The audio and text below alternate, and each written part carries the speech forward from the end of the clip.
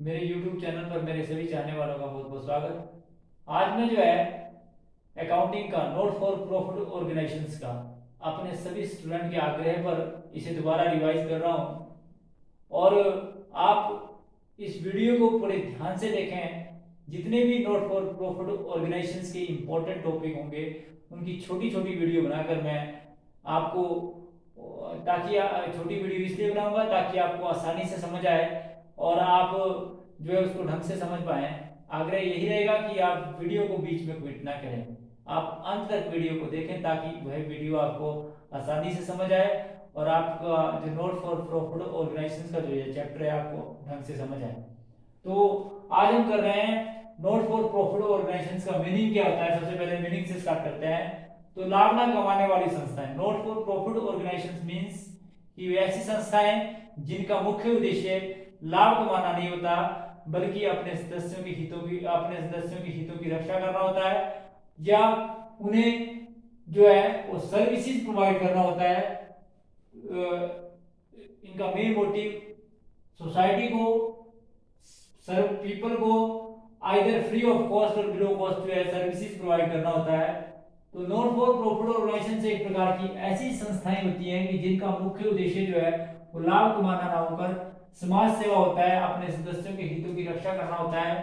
और यह जो है ट्रेडिंग से बिल्कुल भी कंसर्न नहीं होती है। इनकी जो अधिकतर जो एक्टिविटी चलती है वो कैश में चलती है। इनका किसी भी उधार एक्टिविटी से जो है वो ज़्यादा रिलेशन नहीं होता है। ये जो है अपनी जिनकी सबसे मेन पुस्तक जो है वो केश बुक मानी जाती है। केश बुक के साथ साथ अगर कोई उधार में ये मतलब बेचती है, देते हैं या उधार में ये खरीदते हैं कहीं से, तो उसके लिए मेमोरेंडम रजिस्टर लगाते हैं। इसके साथ साथ स्टॉक रजिस्टर, और वर्ष के अंत में व्यवसाय की ये जानने के लिए कि उनके पास क्या उनको कोई फायदा हुआ या नुकसान हुआ, इसको जानने के लिए वह इनकम एंड एक्सपेंडिचर अकाउंट बनाते हैं। और वर्ष के अंत में व्यवसाय की फाइनेंशियल पोजीशन को जानने के लिए ये बैलेंस शीट बनाते हैं। कैश की पोजीशन को जानने के लिए रिसिप्ट और पेमेंट अकाउंट बनाती हैं। तो इस प्रकार से ये संस्थाएं जो है लाभ ना कमाने वाली संस्थाएं हैं और जिनका मुख्य उद्देश्य जो है वो सर्विसेज प्रोवाइड करना होता है सोसाइटीज को, इट्स मेंबर्स को, सोसाइटी एज ए होल को, और एट ए कॉस्ट और बिलो कॉस्ट और फ्री ऑफ कॉस्ट जो है ये सर्विसेज प्रोवाइड करती हैं। तो इसके बाद इसके ऑब्जेक्टिव्स क्या हैं कि व्हाट आर द ऑब्जेक्टिव और नॉट फॉर प्रॉफिट ऑर्गेनाइजेशंस।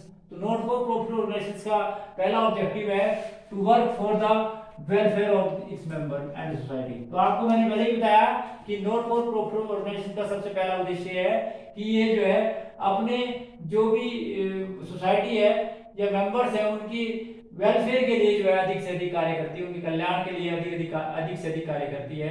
दूसरा इसका उद्देश्य है to promote art, cultural, sports, religion and education ETC. आप सभी जानते हैं कि इसका मुख्य दूसरा उद्देश्य ये है कि ये जो है आर्ट, कला को, संस्कृति को, खेल को और धर्म को और शिक्षा को जो है अधिक से अधिक जो है वो बढ़ावा देना चाहती हैं। इसलिए भी नॉट फॉर प्रॉफिट ऑर्गेनाइजेशंस को जो है वो बनाया जाता है।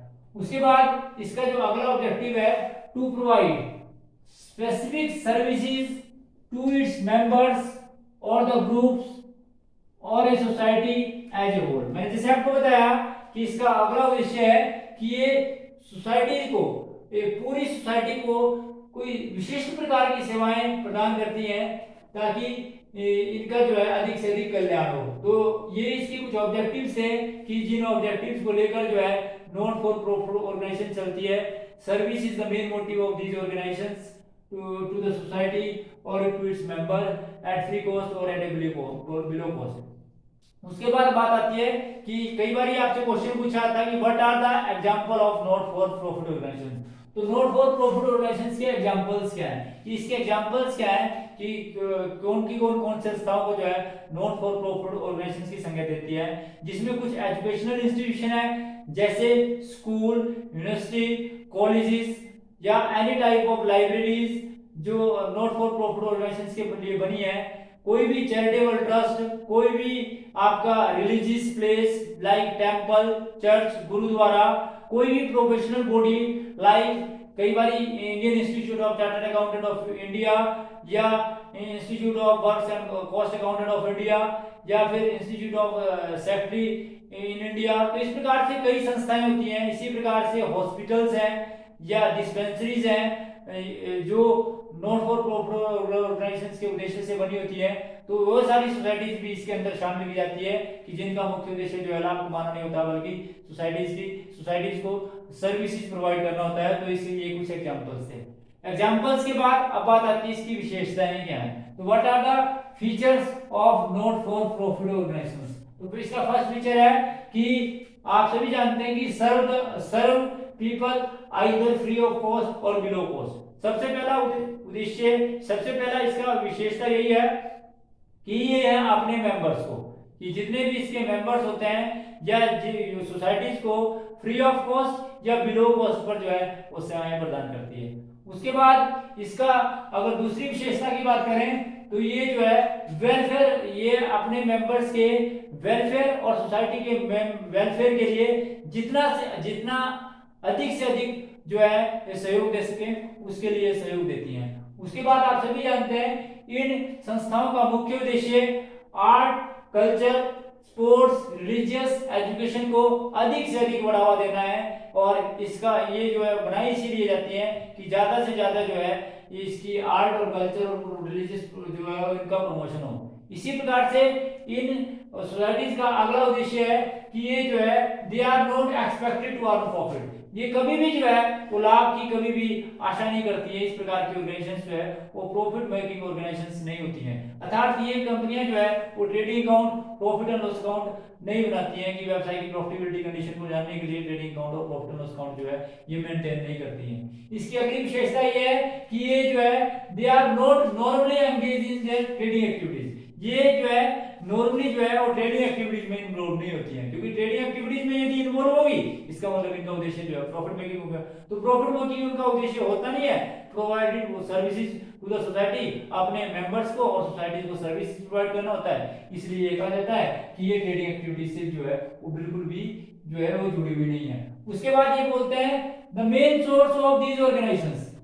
इनकी ऑर्गेनाइजेशंस की इनकम का मेन सोर्स जो होता है वो सब्सक्रिप्शन होता है, गवर्नमेंट ग्रांट होता है, डोनेशन होता है, एंट्रेंस फीस होती है या कोई भी अन्य प्रकार का स्पेसिफिक डोनेशन जो इनको जो कहीं से प्राप्त होती है वही इनकी आय का मेन साधन माना जाता है। कई बार ये संस्थाएं जो है वो कई प्रकार के ऐसे टूर्नामेंट या कोई ऐसी एक्टिविटीज को भी इनकम का सोर्स बनाने के लिए जो है वो कर देती है कि जिससे जो इनका अधिक से अधिक प्रॉफिट हो।